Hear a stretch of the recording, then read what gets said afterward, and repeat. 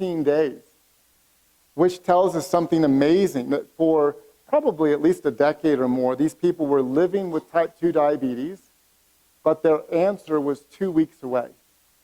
Their lives could have been radically transformed in just 2 weeks. That's the good news about plant-based nutrition, is that you can abuse your body for a long period of time, and in a very short period of time, you can see a much healthier body and a much brighter future. It's really good news.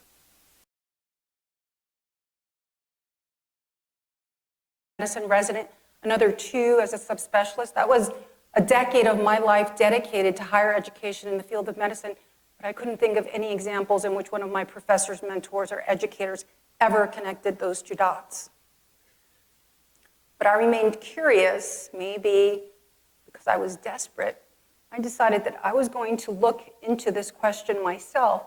So I turned to the scientific literature looking for answers. I went to PubMed, which is a medical search engine, and I typed in the words multiple sclerosis and diet, chronic disease and diet. And what I got back, of course, was nothing short of remarkable. And this was one of the first studies that I came across, published in the New England Journal of Medicine, which is, of course, our gold standard, published in 1952, 67 years ago, written by Dr. Roy Swank. And in this article, he writes about the incidence of MS in Norway, which, by the way, has one of the highest rates of MS in the world. But as he drills down and he looks at the specifics of this increased incidence in Norway, he notes that the highest rates are happening in a particular region, in the inner farming dairy community, where they're consuming rather a lot of dairy, a lot of saturated fat. And back in 1952, Dr. Swank hypothesized that somehow saturated fat was playing a role in the pathogenesis of multiple sclerosis. Now, Swank didn't just leave it at hypothesis. He actually started treating patients with a low-fat, plant-based diet in the 1950s.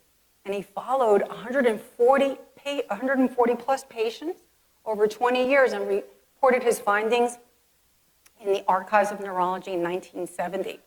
But he didn't stop there. He followed that same cohort an additional 14 years and ultimately published his data in the Journal of The Lancet in 1990.